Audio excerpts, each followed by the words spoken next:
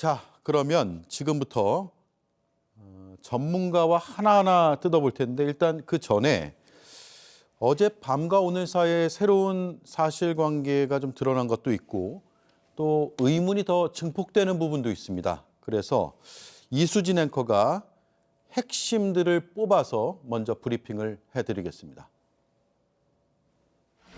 항공사고는 한 가지 원인만으로 일어나지 않는다. 대다수의 전문가들 의견입니다. 원인을 규명하는데 최소 몇 달씩 걸리는 이유도 바로 이 때문이죠. 그런데 책임 주체들은 자신과 관련된 부분에 대해서는 적극적으로 반박하고 있습니다. 오늘 이 문제는 항공기 정비 소홀과 관련된 어떤 그런 이슈가 아닌 거고. 그러니까 활주로 길이로 인해서 그런 사고가 발생했다고 보기는 어려울 것 같습니다. 그런데 이렇게 단언할 수 있는 문제인지 잘 모르겠습니다. 제주항공 측 주장부터 먼저 살펴보죠. 사고 항공기에 대한 A체크, 즉 한두 달에 한 번씩 하는 점검이 12월 20일에 마지막으로 이뤄졌다고 설명을 합니다. 그런데 이 점검 이후 사고 당일인 29일까지 50여 차례 비행을 했습니다. 이륙 준비 시간은 당연히 짧을 수밖에 없었고요. 비행과 비행 사이 점검이 제대로 이뤄지지 않았을 가능성도 배제할 수 없습니다. 라이저 위치나 콘크리트를 만드는 것 자체는 문제는 아니에요. 예, 위치는 뭐 그 정상적인 위치에 있는 것이고요. 지금 그 재질이 아마 문제인 것 같은데 그 부분은 또 국제 기준에 따라서 또 우리나라 국내 기준이 다 완성되어 있고 그 기준에 따라 만든 걸로 알고 있는데. 사고 규모를 더 키웠다는 의심을 받는 활주로 끝의 콘크리트 구조물. 공항과 국토부에선 규정에 위배되지 않는다고 말했습니다.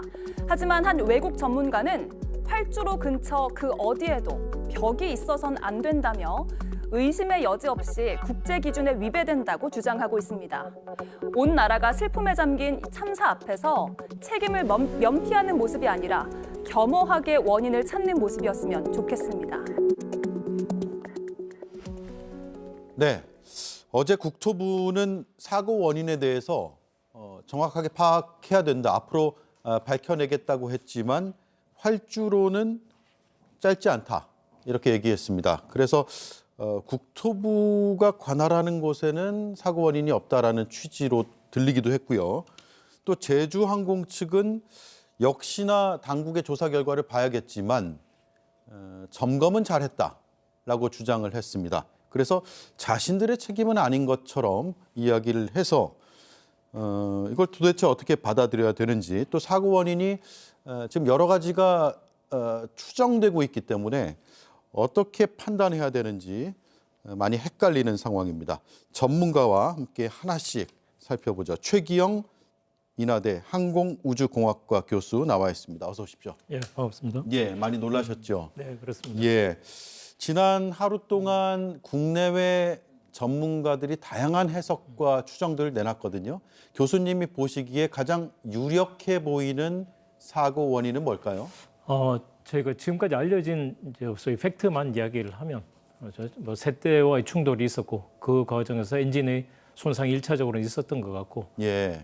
그다음에 이제 일반적으로 우리가 복형을 한다고 하게 되면 큰 원을 그리면서 대기 시간을 벌고 그 사이에 지상에서도 또 준비를 하고 비행기도 안정적인 어떤 방향과 속도를 잡아가면서 내리는 것이 일반적이었는데, 네, 일반적인 복형과 다르게 굉장히 급하게 이렇게 내릴 수밖에 없던 어떤 상황이 있었던 걸로 짐작이 되고요. 예. 그 가운데서 이제 착륙을 했는데 동체 착륙 끝에 항공기들이 동체 착륙한다고 동체 착륙을 사실은 뭐 많이는 아니라도 아주 드문 것도 아닙니다. 그런데 예. 이렇게 큰 참사로 이어지지 않는 것은 이 항공기들이 충격에 의해서 화재가 나지 않도록 또 항공기의 설계에 충분히 반영을 하거든요. 그런데 이번에는 어떤 원인에서든 그 충격이 지나쳐서 설계할 때 설정했던 범위를 벗어나서 충격이 가해지면서 연료가 노출이 되고 그게 착화되어서 그 기체가 전소되면서 이렇게 피해가 커졌던 것 같습니다. 그게 지금까지 팩트고요. 예. 그 외에는 뭐 다른 여러 가지 추정들을 지금은 할 수 있는 것 같은데 다들 좀 조심스러울 것 같습니다. 예. 조심스러우니까 저희도 이제 하나씩 그 추정 가능성들을 따져보는 건데 첫 번째는 정비가 소홀했을 가능성도 일각에서 제기하고 있거든요. 지금 한두 달에 한 번씩 하는 점검, A체크라고 네. 하더라고요. 네, 네. A체크는 한두 달에 한 번씩 하는 거니까 더 꼼꼼하게 점검한다는 뜻으로 그렇습니다. 보이는데 12월 20일 그러니까 참사 9일 전에 A체크를 한 것으로 지금 나타나고 있습니다. 그 뒤에 50여 차례 약 53회 정도 저희가 따져보니까 비행을 했는데 참사 전날에는 4개국을 돌았습니다. 네. 딱 듣기에는 무리한 일정 같은데 통상적으로 이렇게 많이 돌아다닙니까?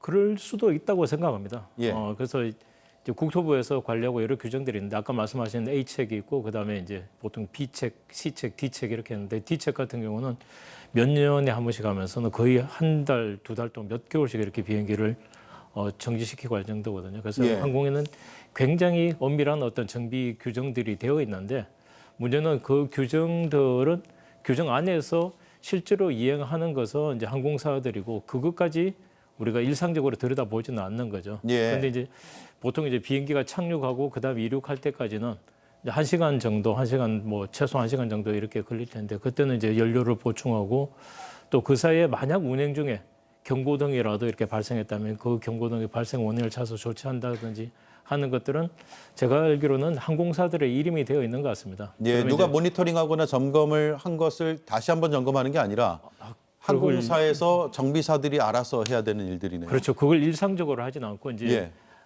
국토부에서 이제 교통감독관들이 정비할 때는 그런 것, 그 지난 이력들을 보고 또 점검을 하긴 하지만 사후 점검이네, 그건. 그렇죠. 예. 그럴 수밖에 없겠죠. 그 수많은 것들을 다 감독관이 같이 정비에 참여할 수는 없으니까요. 네. 그런데 이제 제가 아까 말씀드린 참사 전날 4개국을 돌았다는 거예요. 일단 그 내리고 손님들이 내리고 이륙하기 전에 손님들이 다시 타고 그리고 이륙을 하는 거죠. 네. 그러니까 착륙과 이륙 사이에 시간이 얼마나 되느냐. 그 시간 안에 점검을 해야 되잖아요. 네. 정비를 해야 되고. 근데 지난 27일을 보면 제주에서 무안으로 온 다음에 무안에서 1시간 2분을 머뭅니다. 그리고 코타키나발루로 떠나는데 그 1시간 2분 동안 정비를 했을 텐데 승객들이 내리고 다음 승객이 타는 시간까지 합치면 한 30분에서 40분 정도 소요될 것으로 우리도 이제 다 이제 타본 경험으로 따지면요. 그러면 정작 정비에 쓰는 시간은 30분 정도밖에는 돼 보이지 않는데 충분한 시간인가요? 제가 뭐 충분한지 안 한지는 지금 이 사실 단언할 수는 없는데 예. 이제 여러 가지 상황이 있기 때문에 그런데요. 근데 승객의 어떤 객실과의 정비는 사실은 좀 일정 부분 무관합니다. 예. 정비는 그렇게 이제 비행 간의 정비는 보통 유관 검사를 해서 외형을 보고 아까 제가 말씀드린 것처럼 만약에 이전 비행에서 어떤 문제가 생겼다면 그런 것들이 지금은 비행기들이 다 컴퓨터화 되어 있기 때문에 기록들이 남게 되거든요. 경고등이요. 예, 그래서 예. 그런 경고등이 떴는데 조종사가 어떤 식으로 대처했다고 하는 기록들이 남고 그걸 정비 중에서 다시 한번 확인하고 문제가 없는지 하는 것들을 확인하기 때문에 사실은 그 과정에서 어떤 일이 있었는지 하는 것들을 저희가 알 수는 없고 만약에 모든 것들이 정상이었다고 하게 되면 1시간이 충분했을 수도 있고 충분했을 수도 있다. 아니면 그 가운데 문제가 있었는데 그런 것들을 또 급박하게 해결을 했다고 하게 되면 모자랄 수도 있었기 때문에 그게 딱 1시간이 충분했냐 부족했냐 하는 것을 이야기하기는 좀 힘들 것 같아요. 시간을 기준으로 판단하기 어렵다 이 그렇습니다. 말씀이네요. 예. 근데 저희가 이제 일반인들은 전문가가 아니기 때문에 비행기를 이렇게 타려고 기다리다 보면 손님들이 내리고 이제 타고 이러는 과정을 보면서 저 짧은 시간 안에 저게 다 정비가 될까? 그러니까 좌석 정리 정도는 할 수 있는데 기름을 채우고 세척하고 문제가 있다면은 그걸 바로 잡고 하는 시간이 충분할까라는 생각이 드는데 일단 1시간 2분 정도 걸렸다고 기록에는 나와 있습니다만 네. 충분할 수도 있고 문제가 있는데 충분하게 못하고 갔을 가능성도 다 열려 있다 이 말씀이네요. 그렇죠. 그 양쪽 다. 시간으로 이야기하기는 좀 어려운 거죠. 예. 그럼 그거 어떻게 따져봐야 됩니까 나중에? 근데 기록이 예. 아까 말씀드린 것처럼 비행기의 기록으로 다 남아 있는 상태고요. 그다음에 승객이 탈 때도 지상에는 그 순간부터 비행기가 예. 딱 도착하면 바로 우리가 화물칸에서 짐을 꺼내고 하지 않습니까? 예. 그때 유관 검사라든지 그런 것들은 또 바퀴라든지 기체라든지 엔진이라든지 유관 검사가 다 동시에 진행되고. 근데 지금 그 항공기가 전소된 상태잖아요. 예. 그래도 정비가 잘 됐는지 안 됐는지는 기록상으로 다 관리가 됩니까? 그거는 이제 그 며칠이 있었기 때문에 아까 말씀하신 것처럼 27일과 29일 사이에서는 며칠 있었고 항공사들에서는 주기적으로 또 데이터들을 항공기 내에서 기록된 데이터들을 또 이렇게 다운로드 받아서 보게 됩니다. 그래서 그런 데이터가 존재 여부는 국토부에서 아마 알고 있을 거라고 생각을 합니다. 네. 이제 말씀하신 것처럼 실제 비행기가 지금 전소됐으니까 비행기 내부에 기록된 것은 우리 비행 기록 장치, 그 FDR 데이터가 이제 다일 거고요. 그 외에 추가로 필요한 데이터가 있다면 그건 아마 국토부에서 제주항공 측을 통해서 확인하지 않을까 생각됩니다. 네. 왜 제가 이걸 계속 질문을 드리냐면 제주항공에서는 대표이사가 나서서 질의응답은 하지 않겠다라고 하면서도 점검은 정확히 잘했다라고 예. 주장을 했기 때문에 시청자들이 보기에는 과연 어떤 기준으로 어떤 방식으로 점검이 되는지를 궁금해하실 것 같아서 질문을 드렸고요. 또 하나 가능성이 지금 조류 충돌, 아까 셋대 말씀하셨는데 조류 충돌 가능성이고 실제로 관제탑에서 8시 57분경 그러니까 사고 발생 한 6분 전쯤에 충돌 가능성 경고를 했던 것으로 밝혀지고 있습니다. 조류와 충돌하는 일은 빈번합니까? 아니면 가끔 있습니까? 그것도 한 수백 건 된다. 우리나라에서도 한 수백 건 된다고 이야기해요. 수백 건이요? 예. 1년에요? 예, 예. 예. 그래서 조류가 아무리 특히 요즘 같은 경우 이제 철새들이 빈번하게 이동하는 시기니까 이 시기가 더 위험한 시기고요. 그다음 철새들 같은 경우는 아무래도 산이나 이런 것보다는 개활지에 더 잘 내려앉는 것 같습니다. 예. 그렇기 때문에 공항 주위에서는 늘 조심스러운 상황입니다. 이게 군공항이든 민수공항이든. 그렇기 때문에 이런 데 대한 것들에 대해서는 뭐 위험성은 익히 알고 있고 거기에 따라서 공항들이 적절한 대처를 하도록 되어 있는데 문제는 이제 그 대처 수준이 어느 정도였냐 하는 것들은 또 짚어봐야 되겠죠. 예. 무안공항이 국제선 취항한 지는 얼마 되지 않았지만 셋대가 많다는 것이 국제선에만 해당되는 건 또 아니잖아요. 그렇죠. 국내선도 마찬가지로 위험 요인으로 작용할 수 있는데 어쨌든 1년에 수백 건이면 항공사별로 뭐 약간의 차이는 있을지 모르겠지만 대응 매뉴얼이랄까 아니면 대응하는 방식들이 다 갖춰져 있기 때문에 이것만으로 1차적으로 뭔가 큰 리스크 문제점이 발생했다라고 단정할 수는 없는 거죠. 예, 그렇습니다. 그 셋대가 부딪히는 것이 이제 크게 두 가지가 하나는 기체에 부딪혀가지고 네. 기체 표면에 손상을 내거나 아니면 심지어는 조종석 이게 부딪히거나 그렇게 예. 하기도 하는데 엔진에 빨려 들어가는 경우도 있어요.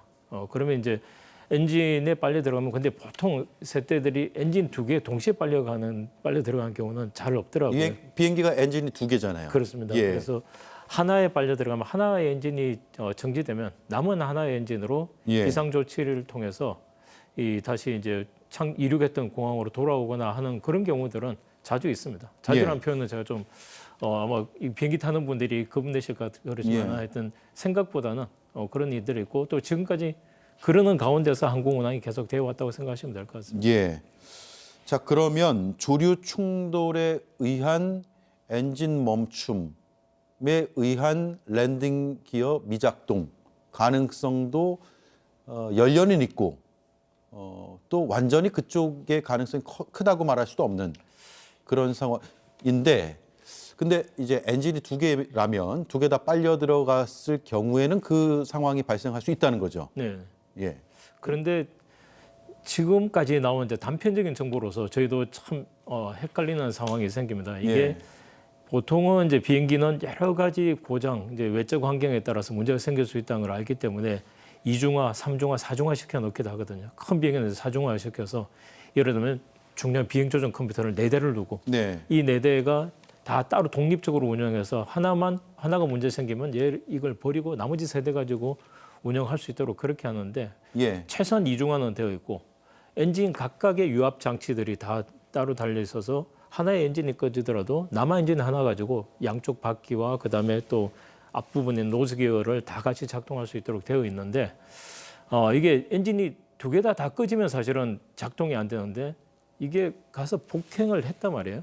그리고 굉장히 할주로 정중앙으로 잘 내렸다는 걸로 봐서는 이게 항공기가 기능적으로 어느 정도는 작동했다고 생각하면 적어도 엔진이 하나는 살아 있을 것이고 그런 상태에서 왜 랜딩 기어가 내려가지 않았을까 하는 것은 이제 소위 유압 장치, 엔진이 하나가 꺼져서 다른 쪽에도 영향을 미쳤을 개연성은 있는데 지금 이 처음에 이제 메이데이 신호가 나왔던 시점을 저희가 좀 다시 상세하게 분석해 봐야 되는데 보통 비행기들이 우리 터치다운이라고 하죠. 네. 땅에 접지 않은 그것보다 한 40초 전, 대략 한 1분 전쯤에 이 랜딩 기어를 내립니다.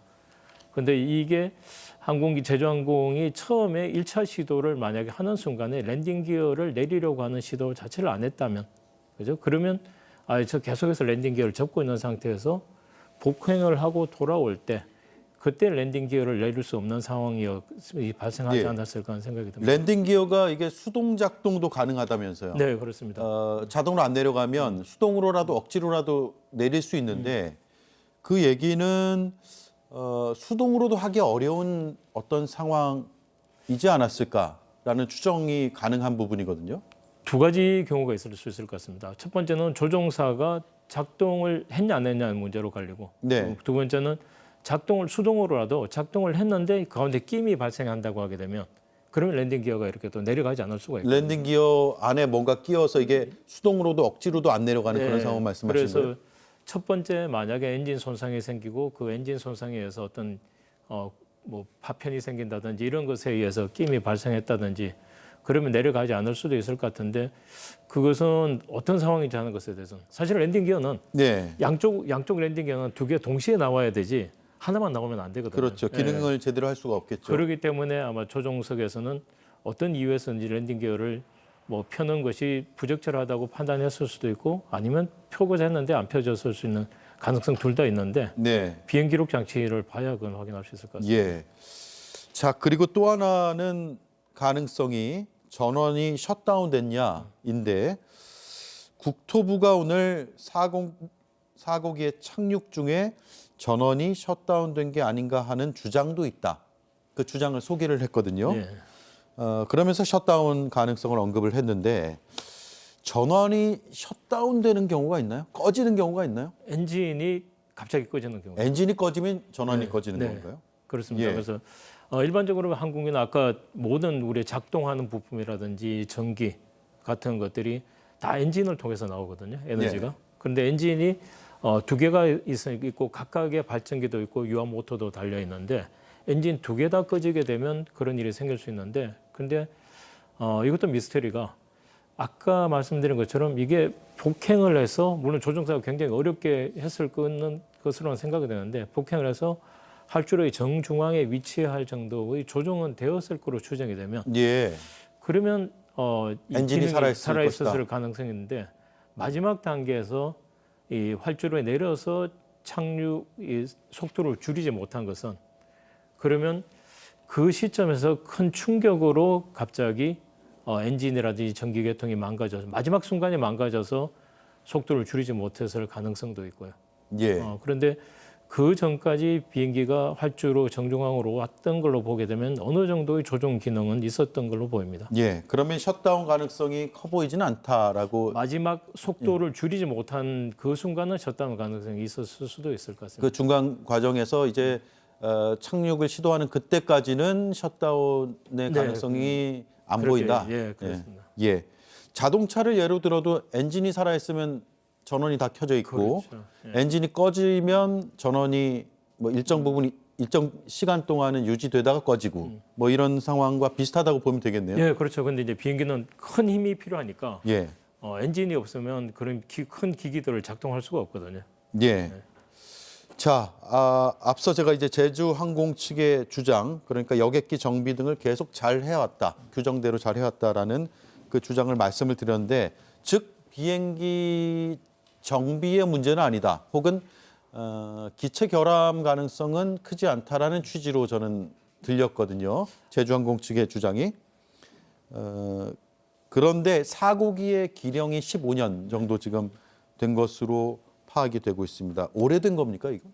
아니요, 뭐 일반적으로 그 아까 정비 시간이 길다 짧다고 하는 것처럼 네. 이 비행기도 15년 동안 어떤 이력을 했냐에 따라서 또 다른 문제일 것 같고요. 예. 근데 항공사에서 15년은 그렇게 아주 오래됐다고 보기는 사실은 좀 힘듭니다. 예. 지금 국내도 제 짐작으로는 그보다도 더 오래된 기종들이 아마 운항을 하고 있을 걸로 생각이 되고요. 그래서 이 모든 것들이 운항 조건에서 예. 어떤 정기적인 정비 규정들을 잘 지켰는지 이런 것들을 통해서 운항 가능성을 판단하는 것이지 단순히 이것이 오래되었다 아니다 하는 걸로서 비행할 수 있다 없다를 판단하지는 예. 않습니다. 그렇죠. 기령이라는 것보다는 실제로 얼마나 운항했는지, 운항 시간이랄까, 네. 거리. 우리가 자동차로 예로 들면 몇 년씩이 중요한 게 아니라 몇만 킬로미터를 시쳇말로 맞습니다. 뛰었냐, 예, 그렇죠. 라고 하는 그 부분이 중요한데, 제가 앞서 이제 처음에 질문드렸던 것 중에 9일간 50여 차례 비행을 했다.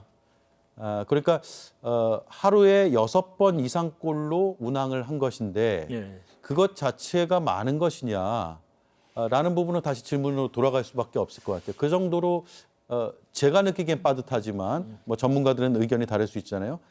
그런 일정을 계속해서 수행했다면 15년 된 항공기라고 하더라도 15년 된 일반적인 항공기보다는 많이 노후화되어 있을 가능성도 배제할 수 없는 거 아니에요? 네, 그럴 수는 있겠죠. 이게 이제 국내 단거리를 하게 되면 대여섯 번이면 사실 대여섯 시간 비행이니까 예. 우리가 뭐 유럽을 간다든지 미국을 간다든지 하게 되면 한 번에 한 15시간 비행하니까 예. 비행 시간 자체는 많지 않지만 또 이착륙 과정이 사실은 큰 하중들을 이렇게 가하는 시기니까 그런 빈도들하고 같이 있는데 아까 제가 말씀드린 것처럼 D책 몇 년에 한 번씩 하게 되면 거의 비행기 기본 구조만 남겨두고 다 뜯어서 우리가 확인하고 다시 조립하는 과정들을 거치게 되거든요. 예. 그래서 이것도 아마 국토부의 규정을 잘 따랐는지, 그다음에 단순히 어떤 했다 안 했다를 떠나서 이제 좀 더 아마 이제 국토부도 깊게 점검이 들어가겠죠. 네. 그 사이 어떤 일이 있었는지 이런 것들을 통해서 밝혀내야 될 일이지 않을까 싶습니다. 예.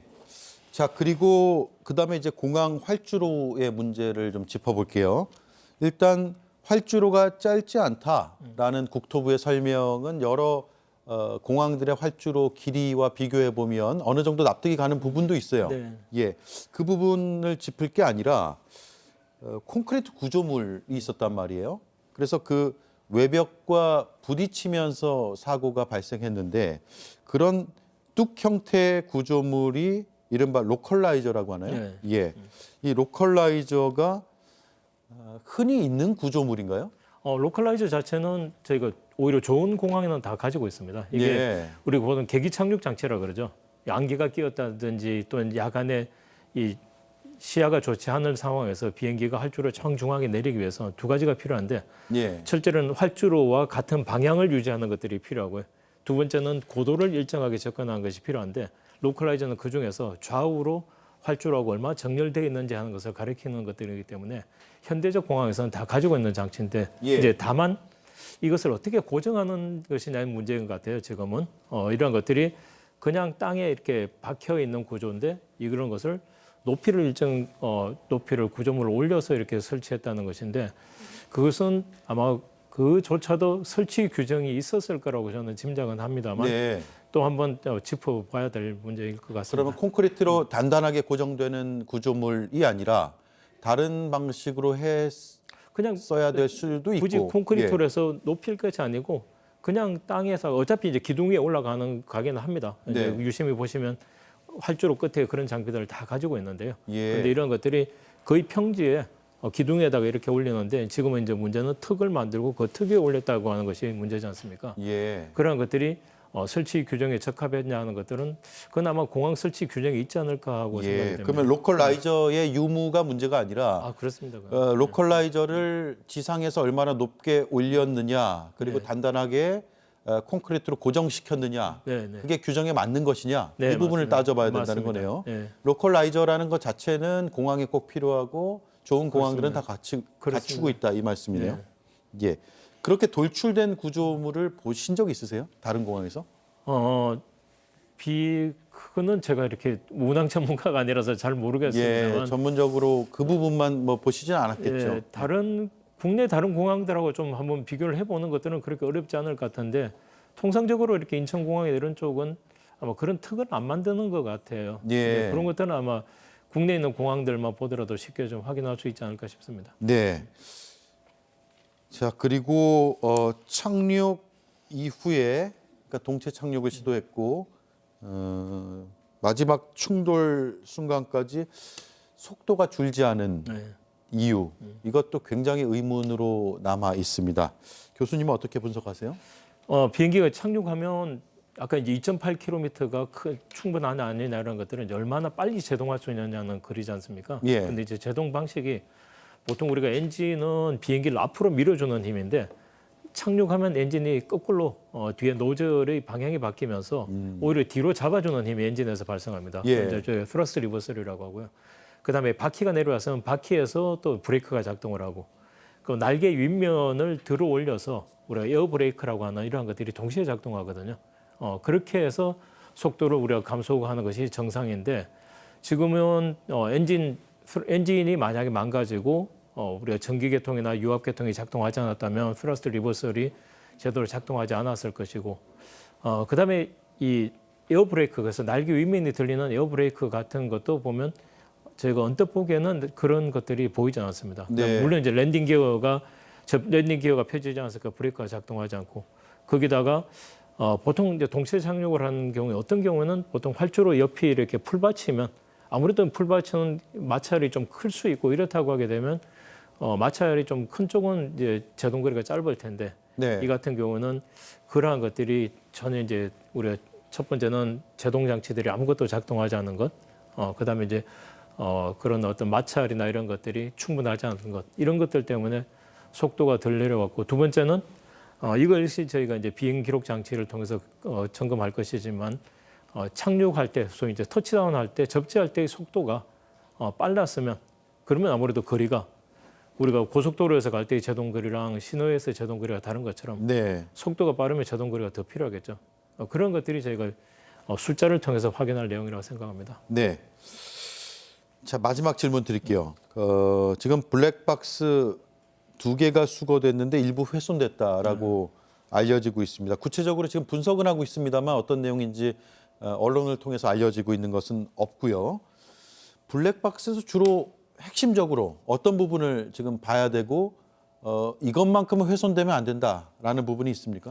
네, 블랙박스가 두 종류인데요. 하나가 이제 그 조종실의 녹음을 합니다. 네. 그래서 착륙 전 한 30분 정도 이렇게 계속해서 녹음을 하기 때문에 음성 기록 장치라고 하는 맞습니다. 예. 예. 그러면 예를 들면 30분 녹음 주기라고 하게 되면 사고가 나서 멈춘 시점부터 이전에 30분이니까 그 사고 당시의 우리가 통신을 한다면 관제소랑의 통신은 내가 통신을 열어야 되지만은 녹음은 늘 되고 있는 거니까 조종실 상황에 대해서 충분히 알 수 있을 거라고 생각이 되고요. 마지막 순간까지 어떻게 그렇습니다. 긴박한 대화가 오갔는가? 맞습니다. 그래서 예. 뭐 조종 비상 레버를 당겼는지 조종사와 부조종사는 긴밀하게 서로 대화를 하기 때문에 그런 예. 내용들이 다 녹음되어 있을 거라서 정황을 파악하는 데 굉장히 큰 도움이 될 것 같고요.